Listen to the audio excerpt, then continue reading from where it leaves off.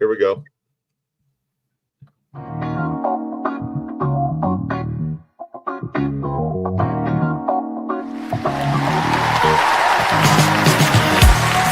the balmy shores of sunny Florida to the cold winds of Chicago and everywhere in between, you're watching the Red Wemette Show, live, coast to coast.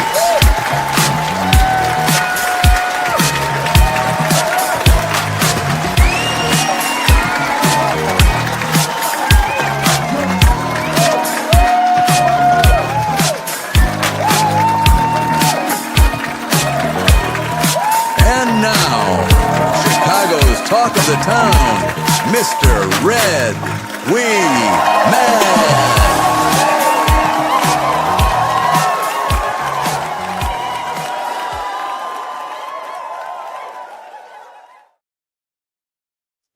Hello, folks. Today is November 19th, 2025, and I am Red Wemette.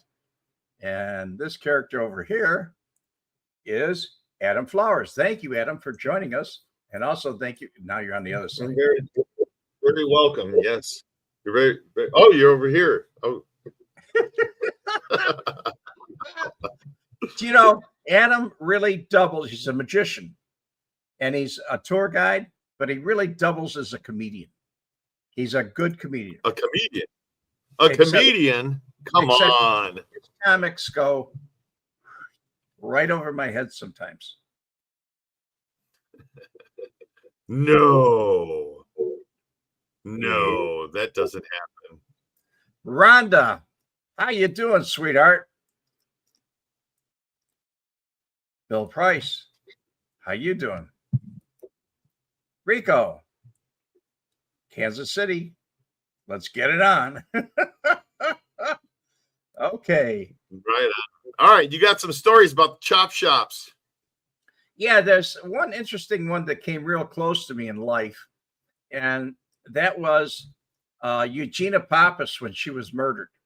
That was in 1962, and she was Frank Schweiss's girlfriend. She was 18 years old. I believe he was 32 at the time, and according to the coroner's report, she was found in the Chicago River, and according to the coroner's report, she was shot in the center of the chest while sitting in a vehicle. So someone that we all know and love, Richard Kane, was a detective or chief of detectives for the Cook County Police. And he pulled in Schweiss and did a fine investigation and found there was no reason to keep him. I mean, it was his girlfriend. There was some difficulties with her and everything else. But they did ask for his 1955 Chevy. They said, where is it? And it was at the wrecking yard. It got crushed. Was there something wrong with it? But it was at the wrecking yard. It got crushed. So the evidence was destroyed. And a lot of times that happened. When we were talking on the Adam show just a few minutes ago, Adam talked about people that got crushed. There were a lot of bodies, not a lot. There was several bodies where instead of taking them to a place and burying them, or instead of taking them to the Metropolitan Sanitary District and disposing of the body that way, they'd bring it in by the auto wreckers, and it would be in the trunk of a car. And when the car would get squished into a cube, they couldn't tell whether it was blood or what do you call that stuff? Transmission fluid, oil. With all the fluids that came out, they couldn't tell. So the person was gone. And where did that go? That went to be remelt down in steel, went to the steel mills. So it's a good way of disposing of people that you murdered, if you like to murder people. Even if you didn't like to do it, if you did it, it's a good way to get rid of them. But murdering's a good way to get rid of somebody?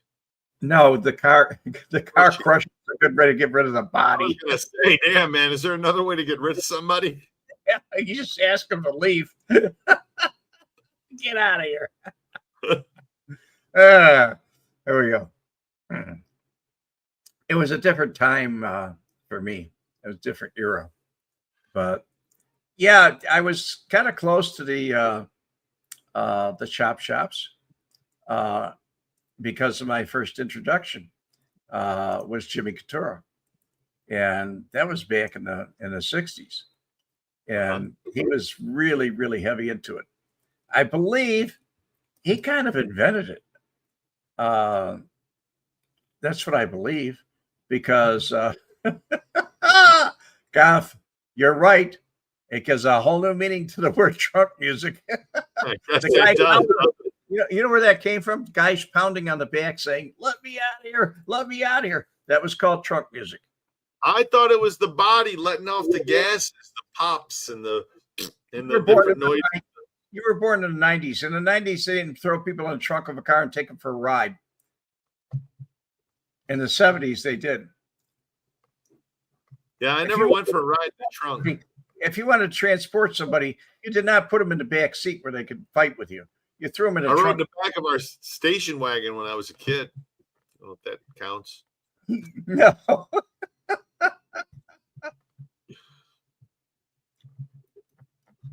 Back then, they didn't check out if there was anything in the car. You're right, Bill. They didn't. Yeah. Now the first thing they do is ask you to open up the trunk. Yeah. I, Open I up your don't trunk. know if you know what this means. I don't know if you know what this means, but Rico Suave says, "Give them the Kansas City Shuffle." Hey, Red, or Red, hey, he. Do you know what the Kansas City Shuffle is? It was a movie. It was with No. Bruce. It was a good movie, very good movie. Yes, Scott H. They used to laugh about me because I had big trunks in the Eldorado. I believe it was a 1976 Eldorado. That trunk was huge. I mean, absolutely huge. That was the first two body trunk I had. Then I got a Lincoln after that, and that was a three body trunk. You could fit three people in there to have a cup of coffee. It was kind of big. That's pretty damn big. It was big. You could actually sit down there, crush it. It came down, it was a step down about maybe 18 inches. So you could actually sit three people across in there. But it was different. Anyhow, what's that got to do with stealing cars? I don't know. Sometimes people wanted bigger cars. Right now, my car is not on a theft market. It's not one that's a very desirable car. I like it, but it's not very desirable. So anyway, the Polish guys, yeah. Well, what do we have on the south side of Chicago? More than anything, we had some Italian, we had some Irish, we had all different kinds of people. As a matter of fact, Jimmy Couture and other people, not just him. I'm trying to think of the guy's name. I just mentioned him. He was murdered, but a lot of the talent at that time was imported from Kentucky. And these guys were moonshiners and they didn't care about nothing. I mean, they really didn't care about anything. They went out and stole cars. They didn't care if it was the chief of police's car. They'd steal it. I mean, they just didn't care about anything. So you had people like Billy Dauber, who was probably really noticed more than anybody. Borsalino was from Kentucky. A lot of people were from Kentucky. And because that was right on the Illinois border. But some were from Indiana and some raced at different racetracks. I remember the one major one that that I recall was at this is at Santa Fe Speedway. And Lazard Enterprises. yep. He was a winner, but he was a car thief. Definitely a car thief. Uh-huh. And I was very impressed by a lot of the people that actually took their money and put it into race cars and raced. That's what they did. There were a lot of. Here's another one for you folks. This is you can see the Chevrolet emblem on the one. This is all at Santa Fe Speedway. But Santa Fe Speedway wasn't the only one. There were others. There were many others. And I got a kick out of them. Now, another place was South Bend. yeah, South Bend, Indiana. It was kind of neat. And all these guys were into steal a lot of Indiana. I mean, there were a lot of people that stole cars and they crossed state lines. It's just the way it was back then. But that's the way it was. So out of all these people, what ethnicity was number one on the south side of Chicago? Polish. Yes. And believe it or not, even Polish people don't understand this when they come from there. The largest Polish community in the world, not the United States, the whole world, was in Cook County. It was in Chicago. Chicago had the largest population of Polish people in the world. We had more people than Warsaw. I guess after World War II, they just came over by the hundreds and thousands, or maybe before. I don't know. But that's why they had Pierogi Fest out there. Oh yeah, I think they had that Whiting, Indiana, close to the south side of Chicago. Whiting. Oh yeah, yeah. Hammond, Whiting, all that was right along the way. East Chicago. East Chicago, Indiana. It was that Cal City. A lot of Polish in Cal City. As a matter of fact, I was refreshing Adam's memory last night, and I said, "Do you remember a movie by the name, or television show with the guy by the name of Banachek?" And a lot of people, he was scripted into the show, George Papart, and a lot of people would ask him, "What kind of name is that?" And he'd say, "Polish."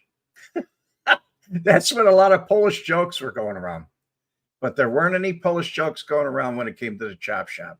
These guys were definitely good. I mean, they were very, very good. Scott H said there's a lot of Polish people in Eastern Pennsylvania. Did they have a pierogi fest out there too, Scott H? No. Lots of pierogies, man. Pierogies everywhere. We had the largest one. Spirit of Justice, Monica Lewinsky. What about her? Polish. Oh, yeah, I guess she was, sure. Now, here we go. Misty, your grandparents owned a Polish tavern on the south side. Yeah, well, what's your full name? I mean, I'm not going to put your full name out there, Misty. But Misty is Polish. And also a good plumber. There's a lot of Polish people that were plumbers. But there are a lot of Polish people that were into the chop shops. They actually stole. Good to see you, Misty. Haven't seen you in a long time. God bless you, dear. At any rate,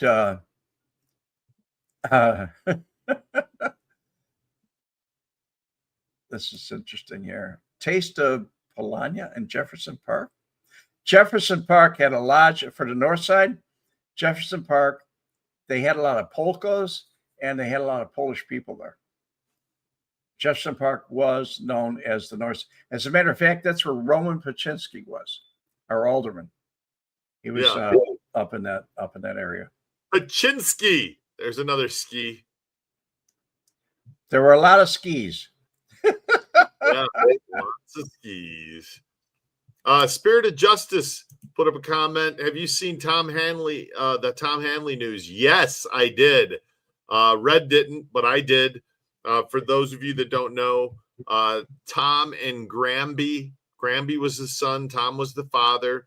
Hanley, they were a father-son hitman duo here in Vegas.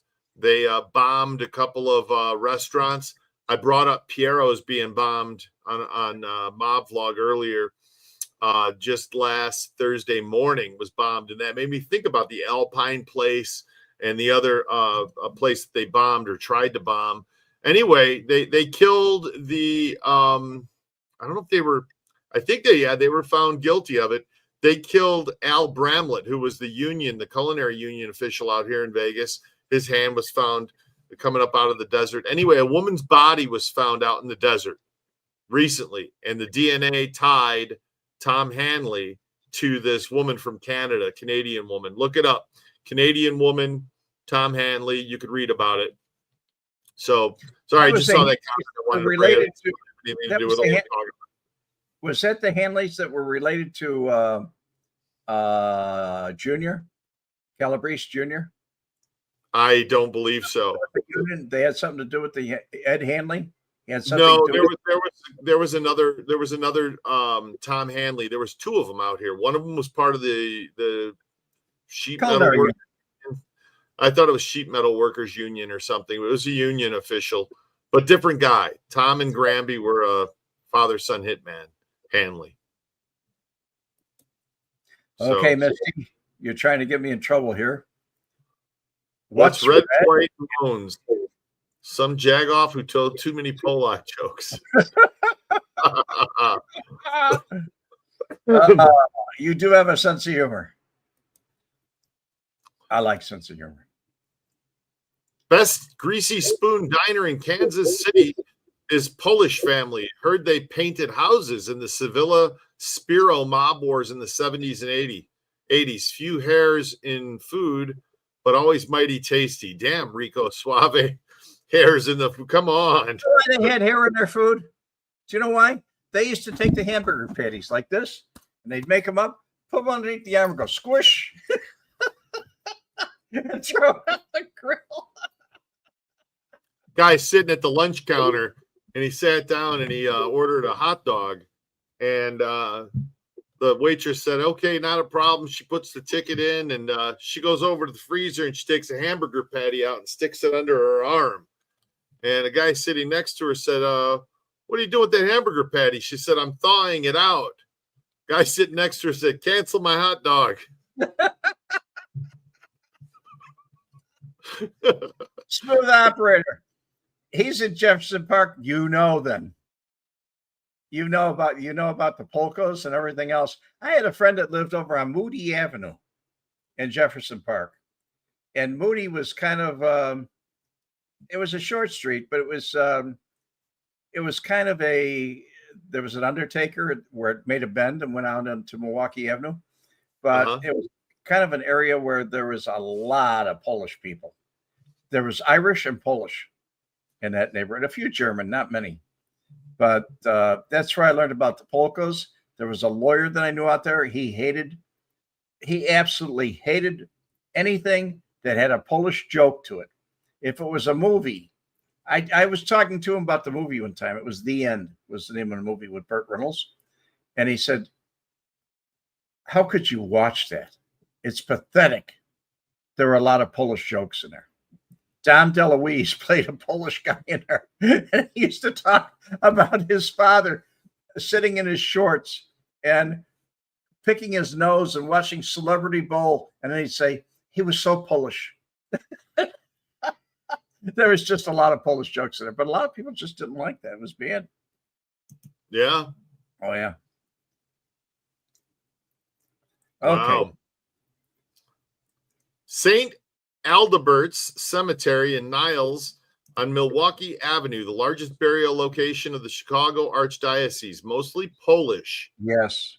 Papa Hallis of the Bears is buried there. White Eagle across the street for luncheons. This is where everybody went to the White Eagle afterward. Yes. Miltzo's H. Polish jokes are pathetic. Did you hear about the Polish telephone pole? No. Alexander Belowski? No, I could tell Polish jokes because I'm racist. Yeah. Now, here's a good example right there. His name is Flowers. That is really not his name. No, it's my name. I was born Adam Flowers, but when they came over on the boat, it used to be Kwiatkowski. Half the family became Kwiatkowski, Kwait, Kwiatkowski.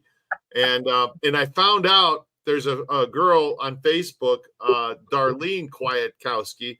I used to hang out with her. She used to bartend at a bar I used to go into in Calumet City. Imagine that. And I just found out, she just messaged me. She's on Ancestry.com. We're like second cousins. I was like, oh my God, thank God. Thank God I never did anything with her because I wouldn't have known back then, other than I thought maybe Kwiatkowski was related. Who knows? That would have been a long story. Just to set the air clear here, don't worry. We Poles are racist too. Yeah, no, it's all good. There's nothing in my body that's really a racist against Polish people. If I said something that offended somebody that was Polish, maybe they were too sensitive. Because really, some of my closest friends, and I'm going to put this other comment up here too while I'm talking about it. Some of this, my closest friends were Polish, and there's a here. This is Rico Suave. My closest buddy was Croatian. His wife was Polish, and everybody they knew was Polish and Croats. They're from the south. Red said he's not racist against Polish people. He's just racist against all the other races. Not really. I mean, people will label me a racist today. I mean, everybody. Oh my God, Red! I'm kidding with you. I'm joking. Everything's so serious with this guy. I told you I don't get half of your jokes. Speaking of jokes, you don't get an eighth of them. You don't get a 12th of them. Speaking of jokes, Speaking of jokes, let's put Mo up here on the screen. There you go, Red. Hit the like for Red. Likes should match more viewers. That was a joke. See, Misty's last name's Robka. I was gonna tell your name, Misty, but I didn't want to put it. She's saying she's not Polish. She's saying she's English. Robka's as Polish as Smith. It's not Polish. She's okay. English. She's English. That means she doesn't know how to do the river dance. That's the Irish jig. Oh. That's the Irish jig right there, the river dance. Scott H. In the old days, Red would have thrown Adam in the trunk for his jokes. I wouldn't doubt it. I wouldn't doubt it. They'd call it drunk jokes. I have a picture of a guy here who people said nobody can joke with this man. And talk about Joey the Clown. Now, do you see what's going on there? Yeah, it looks like somebody is choking Joey the Clown. That is Michael Spilaccio. Right? Does Joey look like he can't take a joke? It looks like they're joking around, like they're clowning around. I want to say clowning around because, he's a clown. But I've heard so many times from different people. Oh, Robka is Polish. Never mind. I'm an idiot. I'm a Polak. Dumb Polak. Come on. I didn't want to argue. Polak. Give it up for the dumb Polak.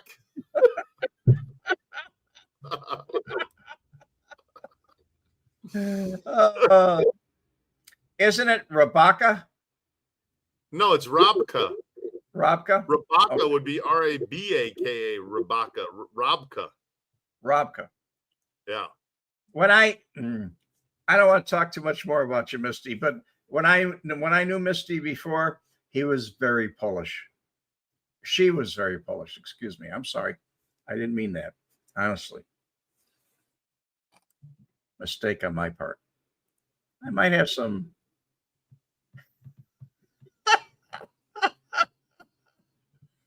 Okay. All right, go ahead, Red. Go ahead, Red. Keep backpedaling. Go ahead.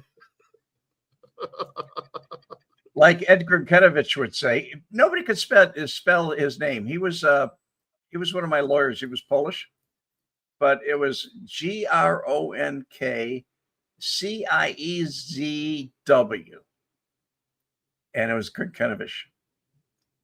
Here we go, 63rd and Crawford, Pulaski, baby, Dallas. Yeah, Crawford Auto Parts was definitely part of the Chop Shop.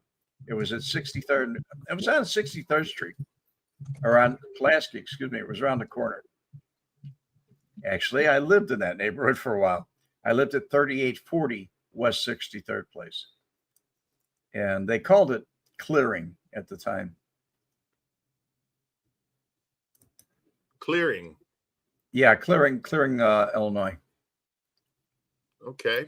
It's like a neighborhood, like saying Humboldt Park. Will the Spalacho guy ever appear in comments under different internet name, like in the past on his page, or is he around 50 years old? I think he's 50. If you're talking about Michael, but I don't know. Yeah, it would have been. Wouldn't that have been Michael's son? Yes, it was.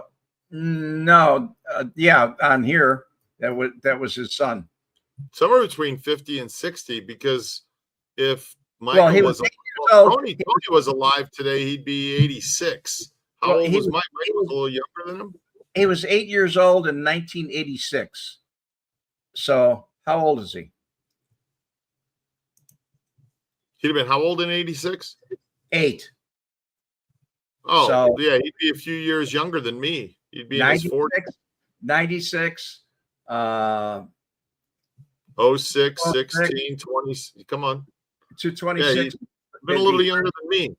So take 1 year off of 30, put 29 and put 8 with it. And what do you got? 37 years old? Yeah. That's just the way it was.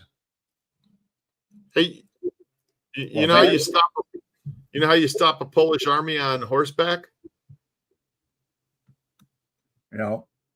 Turn off the carousel.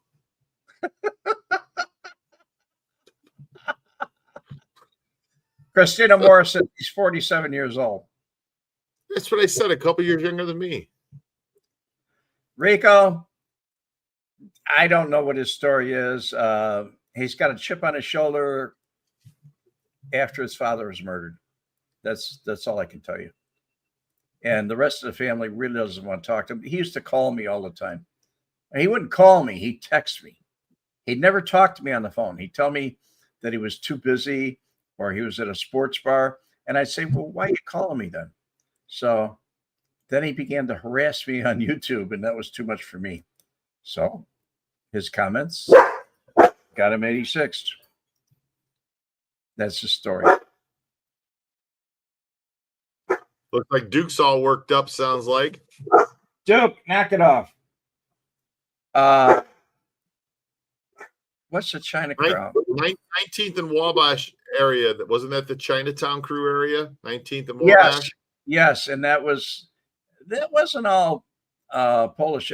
That would belong to Chinatown, but that was it was mixed. That whole area was mixed when I was there, which is right. Like, more than half a century ago. Oh, little while ago, little bit ago. Tim Hunt says my Polish cousins lived above the Dave's Happy Hour Tavern on Campbell Avenue down the street from me in Brighton Park. Brighton Park was very Polish. I mean, that whole south side was Polish, but Brighton Park was a very, very Polish neighborhood. This man, John Ramsey. Hey, Adam, how's business in Las Vegas? I hear tourism is down. I heard tourism down. The water's up because it's been raining like hell out here. More rain than we usually get. And they're supposed to have the Formula F1 race coming up. It's supposed to rain like hell on Friday. I don't know what they're going to do. They're going to be racing through puddles. Bumper cars. That's what they'll do. Is it true, John, that you just filed for bankruptcy? Who filed for bankruptcy? I asked John Ramsey, who asked you about business, if he just filed for bankruptcy.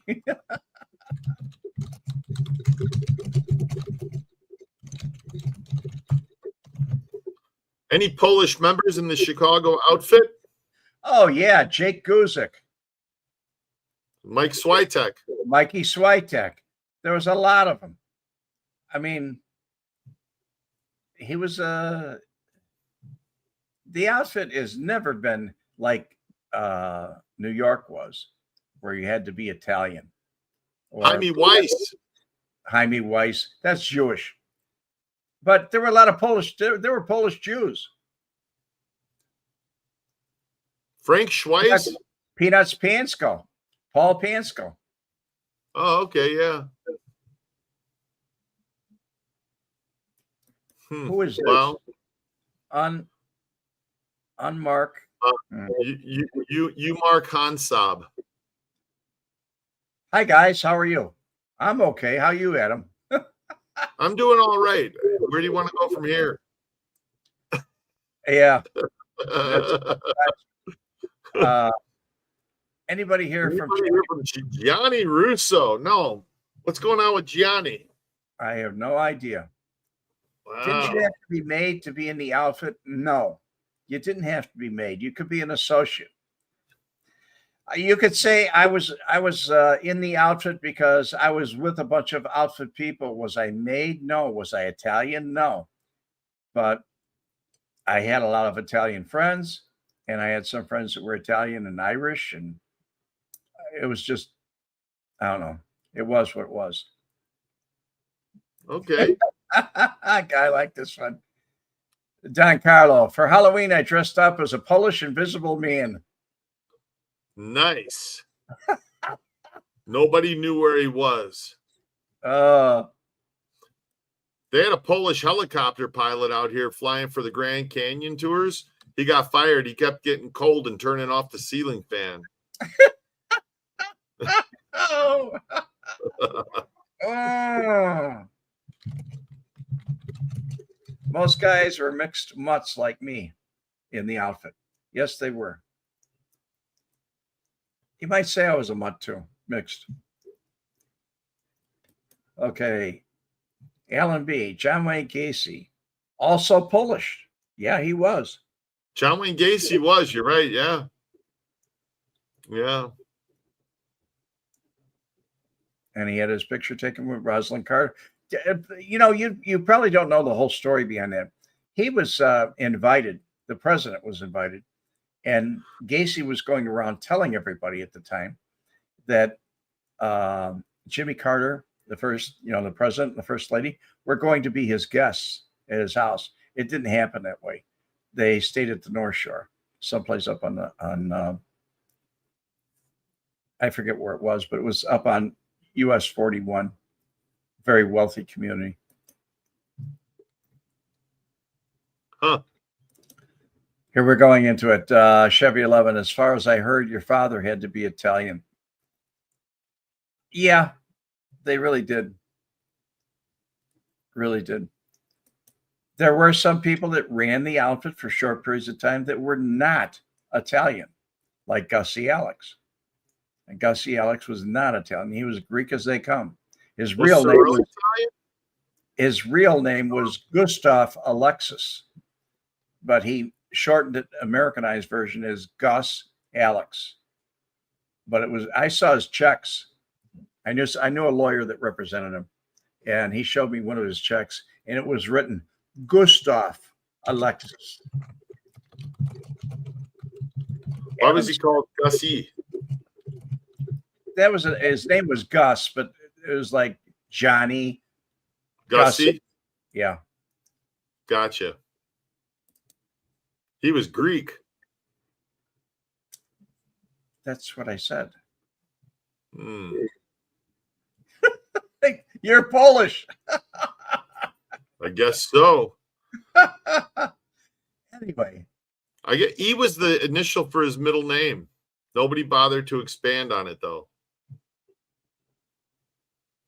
It was probably Edward. Edward. Alan B says a Polish moment. Adam came up with a thumbnail. Adam came up with a thumbnail and the idea. What, the Polish versus the Italian? Chop Shop Wars? We still haven't talked about the Chop Shop Wars. This guy, whatever your name is, I'm 22, 27. You're Greek. And Gustav Alexis does not sound Greek to you? All right, I'm going to look it up. Gus Alex, full name Gus Alex, born April 1st, 1916, was a high-ranking Greek-American member of the outfit, one of the most powerful non-Italians in the organization. He rose to be outfit's top political fixer after Jake Greasy Thumb Guzik and Murray Humphreys, handling bribes, judges, and politicians. He was never Polish. His family immigrated from the village of Alpichari in Achiria, Greece. His birth name was Greek, likely something like Konstantinos or Augustinos, angelicized to Gus, but he always went by Gus. I saw his real name. It was Gustav, was the first name, and the last name was Alexis. Gustav Alexis. I saw it on the check that he signed. Okay. John Ramsey, did the outfit have dealings in the Quad Cities? Yes. Did you go to United Township East in Moline? Pardon? Did you go to United Township East, Moline? Yes, I did, John. I went to UTHS. How do you know that? Did I write about it in my book? UTHS? Yes, I went there. As a matter of fact, when the Mississippi was flooding, I went down. The school was off. I went down. We filled sandbags because it was right on the Mississippi River there. But I liked it down there. It was different. Had a lot of fun there too. Yes, I did go to UTHS and East Moline. And on the corner of 4th Street was Skateland. And I used to go to, that was 4th and I forget the highway there. But it used to take me into Moline. And I spent a lot of my time at Skateland. I was a roller skater. Thank you, John. Good to hear from you. And I love the question. Anybody work for Sam DiStefano, who was any Polish guys? Not that I remember. Huh. Yeah. Are you typing for me, Adam? I just pasted something in, but it put it in there like twice. I don't know what the deal was. Sorry about that, guys. I was just forwarding some information about him being. When everybody was in jail and times were changing, they needed somebody that knew what they were doing. And Gus Alex, Chevy 11, did run the outfit. He was the boss for a while. Did they ever make a Chop Shop War movie? No. As a matter of fact, there's not many outfit movies about Chicago that's even accurate. I mean, The Untouchables, it reeked of Hollywood. It wasn't even close. And even the movie Capone, everything that they've ever done about Chicago has never been really accurate. Chicago's probably more dramatic than Hollywood. It really is. Some of the things that were kind of rough. But let's get back to the different factions. There were many different factions. I just described in the last half hour. I described a lot of them, and race car drivers. But some of these people the gentleman that said that I seem to know a lot about this, I did. And the guys that I knew about it were from 38 Crawford. It was Crawford on the south side. It wasn't Pulaski. And it was 3840 West 63rd Street that I lived on. And that was a very Polish neighborhood, extremely Polish. They had a Polish bakery on Pulaski, Crawford. That's where it stopped. It wasn't Crawford or Pulaski then. It was Crawford on the other side. It was very different. Okay, what was Tony Spilacio's daytime job? When he wasn't robbing in Vegas, what did he do? He had the pizza Gold joint. Rush Inn. He had the Gold Rush Inn. And he made some major investments. He made some major investments. Also, he gambled. He liked to gamble. That's not really a job. That's more of a addiction. Some people do it. Some people do it for a living. Very few successfully. Well, I didn't say he was successful. He probably unless you his juice loans. Unless you own the casino, then you're a successful gambler. Well, I think he used to rent the poker rooms in the back and different things, and he would take a percentage of the game. Plus, he had a lot of people that were hungry, and they would actually need money. They'd borrow it, and he'd be there just passing it out. But loan sharking. Yeah, loan sharking. But he wasn't really robbing in Vegas. I didn't see him doing any robbing. I mean, that was Frank Claw's job to rob people. Right. So I don't think Tony went on one score out there. He just didn't. Mm-hmm. That was beneath him. He was very important before he went out there. I mean, before he went to Vegas, he was very important. So he was Milwaukee Phil's right-hand man, Phil Aldericio. Right. A lot of people came out of that crew. Phil brought a lot of people up. Lombardo, Schweiss, his nephew, Patrick Ricciardi. Right. He brought a lot of people up in the outfit. He really did. It was just that way. You heard Jackie Cerrone's wife. Tim, you hear a lot of things. Now, if it's true, give me some documentation. I never heard it, but I'm certainly not going to say, well, I heard from Tim Perrone that Jackie Cerrone's wife had a bakery.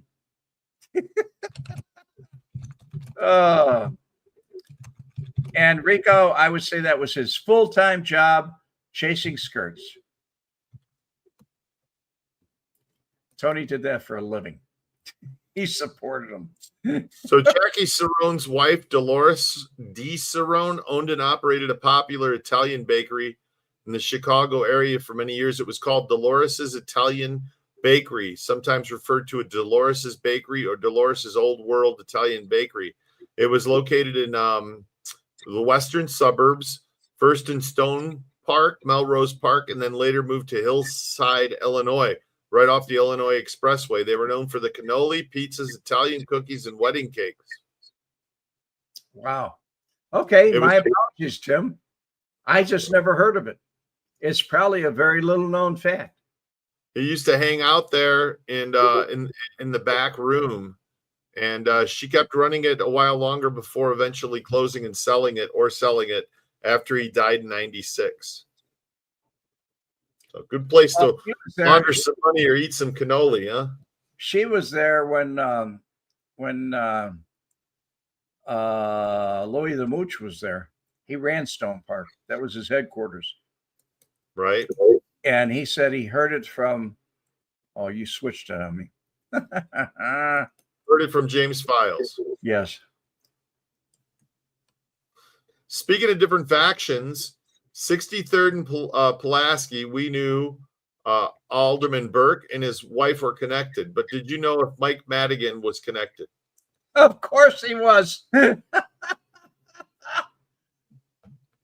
Irish son of a gun, are you kidding me?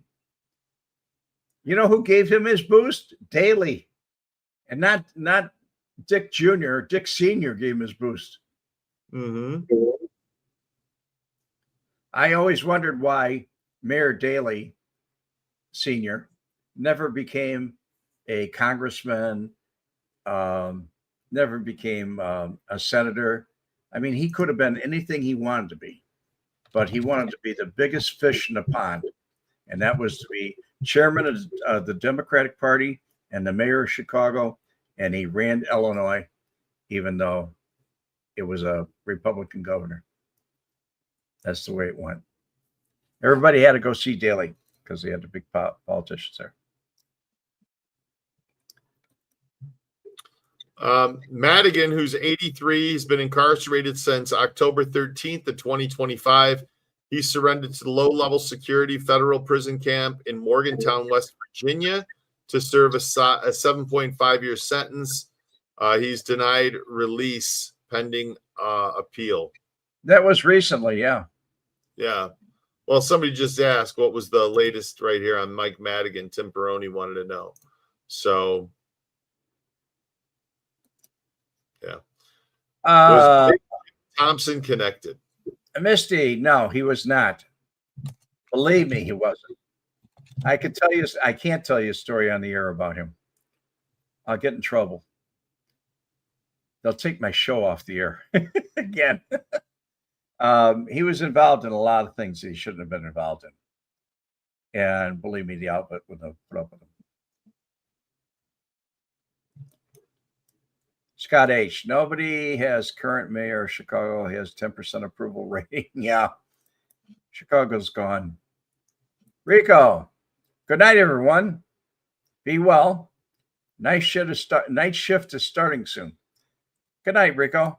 God bless you. I'd like to see what the approval rating is in the New York city of New York soon. See what that approval rating is. I mean, it'll be interesting to see where it goes, you know. Tim Peroni, a lot of corrupt Illinois governors. I think there's more corrupt ones than there was legitimate ones. And that goes all the way back to Bill Thompson. Yeah. I mean, that goes back to Capone. Mayor Sure. Sarback, all those people. Chicago's known for corrupt. It's the finest money can buy. It's crazy. Don't you know? I do. When I tell people where I live now that I'm from Chicago, they turn their noses up. So I don't tell them I'm from Chicago. I just tell them I'm from Illinois. And when I tell them Illinois, they say, "You mean Illinois?" And I said, "No." Illinois. Oh my God, Illinois. That's as bad as Nevada. It's Nevada. All right. It's Nevada. It's not Nevada. Nevada. What do I know about Fast Eddie? Well, he was Fast Eddie, Tim. He wasn't Polish. He was Croatian. And I don't know. He's out in the 10th Ward, I believe. That's all I really know about him. He was a good politician. Fast Eddie. Good lawyer, too. Hate it when pronounced yes. I do, too. I don't like it at all. 4 governors indicted, I do believe. About 40 aldermen. Chicago mayors, 0. Hey, speaking of mayors, did you hear about Tiffany Henyard? Tell me. She's opening up her own clothing line in a store in Atlanta, Georgia. She left the state. She didn't leave the actual township. She left the whole state. Tiffany Henyard left the state. Well, she can make a new start. And she has the credentials to say, I did this, I did that, I did this. I made X amount of dollars. Look at my income tax returns. I want a loan. She's a trailblazing leader, emphasizing empowerment and urban culture. It's called THA, the New Wave Clothing in College Park, Georgia, near Atlanta. I thought she'd be in prison by now. That's what you kept saying. You said, man, it was coming. Hey, I gotta tell you, when I'm wrong, I am wrong. I do it big. I do it big, man. So everybody, go big or go home, man. You're gonna be really right or really wrong. Nothing wrong with that. It's like betting big when you're in the casino, man. You lay it all out there, you either losing it all or you're going home A lot of money, right? With a whole lot of money. Bill Price, are there many chop shops still operating? Yes, they are, but they're not run by the outfit. I mean, if I wanted to start one, I could. It's just like being taking bets. If I wanted to be a bookie, I could be a bookie now. You can do anything you want to do. There's nobody to actually come over and give you a hard time. Tiffany Henyard's store is called Riches to Rags. That's good. Perhaps her new clothing line will be orange jumpsuits with numbers on them. There's a better in Atlanta. That would be appropriate. You never know. You never know. People didn't get justice. But anyway, Adam, thank you for coming. Right on. I appreciate you coming, folks. And thank you so much. And hit that like button if you can. Smash the like button. Yeah. I'd like to go a little bit further. Leo Mendez. Okay. Saying nice. Everybody's saying nice things. They're nice people. See you guys soon. Thanks, Christina. See you soon. See you next Wednesday. I've got one thing to do before I leave. And that is I want to show you people something. Uh-oh. I'm covering my eyes. I don't want to see it. I don't want to see it. What are you showing us? Comments. I am going to show you a project that I did, and nobody seemed to take much of an interest in. I was doing it on in YouTube, and this is the finished product. Oh, actually. Your ugly drum smoker. Yes, there it is. Oh, nice. So, yeah, it is neat, and I'm getting ready because we're having Turkey Day come up, and I'm going to smoke a turkey. Awesome. So that's the way it came out. If you watch the video on it, you saw me burning it out and cleaning out. It's got racks on the inside of it. It's nice. It's very nice. That's a temperature gauge in the front, and that's a valve to let the air. Doesn't it get hot? Yeah. What happens to the paint? It's engine paint for a car. Oh, okay. It's rated up to 2,000 degrees. Sweet. And that thing only gets. I keep it when I'm cooking on it. I keep it like at 225 and smoke it at 225. But you can go all the way up to 500 in it and it won't bother it. And it's really nice. It's comfortable. I like it. That's supposed to be gold in color, copper tone. And it's got a little glare from the sun when I took the picture. But I just figured gold and black. And you can see the valve in the front below the temperature gauge. And there's two other valves in the back. But at the top, there's a handle up there. And there's a black exhaust thing. So actually, it all comes from the bottom, smokes everything. It's supposed to be good. I'll let you know how it works out Thanksgiving. But anyway, I wanted to share that with you folks. I'm going to put a picture of it on Facebook and leave it up there. And Christina Moore says, looks smart. Looks stupid. Scott, are you out of your mind? Is it propane?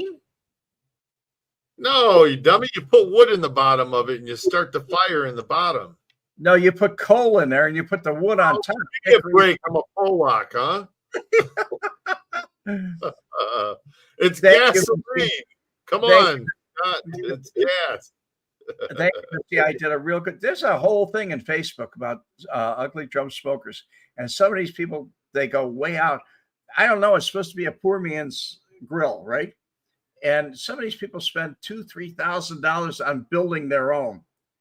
I didn't spend that much. The barrel itself cost me $15. You could have just pulled one out of Lake Mead over here if you wanted. Yeah, but that would have had too much rust on it. Too much rust on it. So by the time I got through with the whole thing, I don't have $100 invested in it, but it really does smoke, and it worked. I did a ham in there, and now I'm going to do a turkey. Actually, a couple people said, "Aren't you going to have smoked turkey?" And I said, I got a ham. Awesome. So I went on. We'll see everybody before. We'll see everybody before Thanksgiving. Yes. All right. I want to thank all you folks for coming by, and like I said before, please give me a like. I need the help. All right, Red. We'll see you next week, buddy. God bless. God bless. The combination of the videotapes and Wemette's testimony resulted in the conviction of 2 men on extortion charges. One of them was Frank Schweiz, known in syndicate circles as the German, a feared mob terrorist and a suspect in a number of gangland murders. He was described to me by other outfit individuals as the most feared hitman. And as he said to me, my reputation precedes me, son.